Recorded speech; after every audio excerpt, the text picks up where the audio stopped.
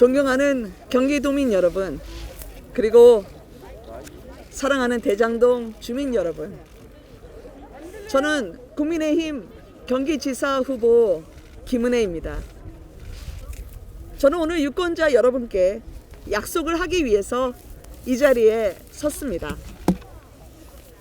제가 경기도지사에 당선된다면 저는 대장동 사건의 실체를 밝히고 처벌하기 위한 대대적인 감사와 부당이득 환수를 약속드립니다. 대장동은 민관 합작 사업이 아닙니다. 본질은 민관 협잡입니다. 어떤 권력자가 개발 사업에서 관의 힘으로 법과 절차를 무력화시켰고 민의 주머니로 수천억 원의 이익을 흘려보냈습니다. 관의 최종 결정권자는 이재명 전 지사였고 민의 최대 수익자들은 이재명 전 지사의 측근들이었습니다. 누군가가 3억 5천만 원을 투자해서 8천억 원이 넘는 수익을 올렸습니다. 그 황홀한 재팟에 환호성을 지르고 있을 때 대장동 원주민들은 반값에 토지 수용을 당한 채 삶의 터전을 잃고 전월세로 옮겨 다녔습니다. 존경하는 경기도민 여러분, 국민의 생명과 재산을 지키는 것은 국가의 의무입니다. 그럼에도 불구하고 국가가 국민의 재산을 보호하기는커녕 오히려 약탈을 했다면 국가로서의 자격을 스스로 내버리는 것입니다. 국가의 기본부터 챙기는 것이 정치인의 의무라고 생각합니다. 정치인이 이러한 의무를 의도적으로 방기하고 장밋빛 청사진을 떠들어댈 때 정치는 공허해집니다. 지금 경기도에 필요한 것은 기본소득, 기본금융 같은 것이 아닙니다. 바로 기본 상식입니다. 공직자가 범죄 의혹이 있다면 조사를 받아야 하고 부정부패를 저질렀다면 처벌받아야 한다는, 누가 특별히 가르쳐주지 않아도 누구나 알 수 있는 바로 그 기본적인 상식을 말합니다. 그런데 작년에 경기도 국정감사 때 경기도는 대장동 관련 자료 제출을 거부했습니다. 도대체 무엇을 숨기고 싶어 했습니까? 부패였습니까? 아니면 무능이었습니까? 아니면 살아있는 권력이 그렇게 두려웠습니까? 그것도 아니면 은폐의 대가라도 있었던 겁니까?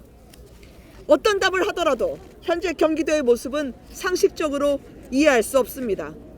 저는 반드시 도지사가 되어서 대장동뿐만 아니라 백현동, 위례 신도시, 지역 화폐, 불법 의전, 법인카드 횡령 등 경기도의 복마전에 대한 국민적 의혹을 전면적인 감사를 통해서 밝혀내도록 하겠습니다. 그 결과 부당하게 이득을 본 것이 있다면 반드시 전액 환수해서 경기도민들에게 돌려드릴 것입니다.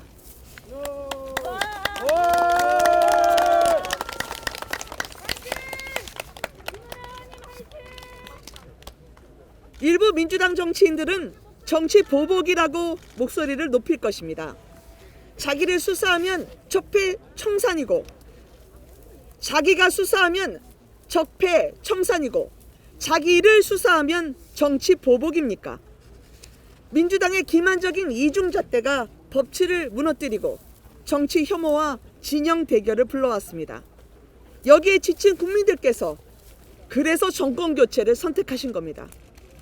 부디 민주당은 지난 과오를 반성하고 국민께 사죄할 수 있는 기회를 찾기 바랍니다. 저도 통합, 협치, 상생과 같은 아름다운 이야기하고 박수 받는 법 압니다. 그러나 정치인의 기본을 지키기 위해서는 쉬운 길은 가지 않는 것입니다. 원칙 없는 통합은 협잡입니다. 법치 없는 상생은 공범입니다. 원칙과 법치는 타협의 대상이 아닙니다. 잘못된 과거를 반성하지 않으면 미래에도 그 잘못된 과거를 반복할 것입니다. 다시는 경기도에서 대장동과 같은 부정부패와 국민 약탈을 막기 위해 그래서라도 이 사건에 대한 진상규명, 처벌은 필요합니다. 어려운 약속이라는 거 잘 알고 있습니다. 그러나 더 나은 경기도와 대한민국의 미래를 위해서 대장동의 실체를 밝히겠습니다. 감사합니다.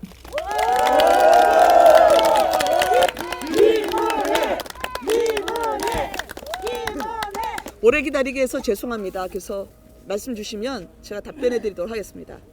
네, 이상원 기자. 대장동 특혜 개발 의혹의 가장 큰 본질은 뭐라고 보십니까? 대장동 특혜 개발의 본질은 권력의 사유화라고 생각합니다. 우리가 공공개발이라고 하는 것은 그 공공개발의 이익은 국민에게 돌아가야 합니다. 그렇지만 이 대장동과 같은 개발은 민관개발이라는 이름 아래, 허울 아래에서 그 모든 수천억 원의 이익을 특정 패밀리가 독식하게 했습니다. 이것은 상식적이지도 않고 공정하지도 않습니다. 따라서 국민에게 돌아가야 할 권리, 경기도민에게 반드시 안겨드려야 될 권리가 박탈당했습니다. 누군가가 수천억 원의 돈방석 위에 앉아서 샴페인을 터뜨리고 있을 때 우리 대장동 원주민들은 자신이 살던 터전에서 빼앗긴 채 전월세를 전전해야 했습니다. 누가 어떤 이유로 이렇게 주민들을 밖으로 내쫓는 겁니까? 그 같은 권리는 권력이 아니라 권력을 빙자한 횡포입니다. 따라서 저는 상식을 되찾고 이 부당이득을 환수해서 경기도민에게 돌려드리겠다는 생각입니다.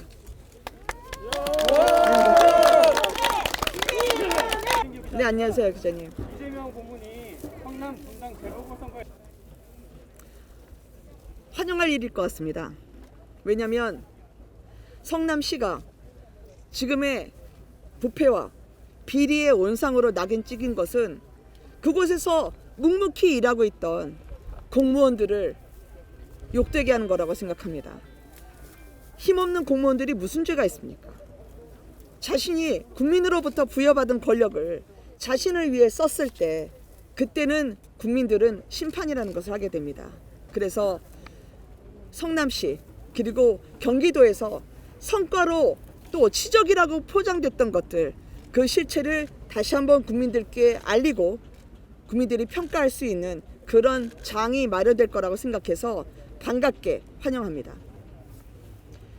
경기도의 홍보비를 보면 30억 넘게 4배 가까이 올랐습니다. 그런데 그 홍보비가 경기도민을 위한 홍보였을까요? 경기도에서의 홍보실은 지금 청와대의 국민소통수석실보다도 많습니다. 그런데 경기도의 실질적인 성과를 가져왔다고 하지만 경기도 도내 성장률을 보면 남경필 지사 때 6%였던 것이 2%대로 추락했습니다. 그렇다고 다른 도에서의 성장률까지 그 정도 급격하게 추락한 게 아닙니다. 이재명 지사의 2019년, 즉 코로나가 찾아오기 전에 도내 성장률은 2.2%였습니다. 그리고 그 전전에 비하면 65% 가까운 추락률이죠. 그런데 동시대에 다른 도에서의 성장률 하락률은 25%대, 30%대로 가지 않았습니다. 마이너스 20%대라는 거죠. 그리고 고용률도 급전직하였습니다. 그 많은 홍보비, 그 많은 치적은 어디로 가고 그렇게 다른 도에도 따라가지 못하는 그런 고용률 하락, 성장률 하락을 왜 도민들이 안아야 했을까요? 저는 도민들의 것은 도민들에게 돌려줘야 된다고 생각합니다. 그래서 도지사를 자신의 정치적 도약의 거점으로 삼고 자신의 정치에서의 입신양명을 위한 수단으로 활용하지 않는 경기도민에게 집중할 수 있고 경기도민의 발전을 위해서 고민해왔던 저 김은혜를 경기도지사로 국민 여러분들께서 선택해 주실 거라고 믿습니다.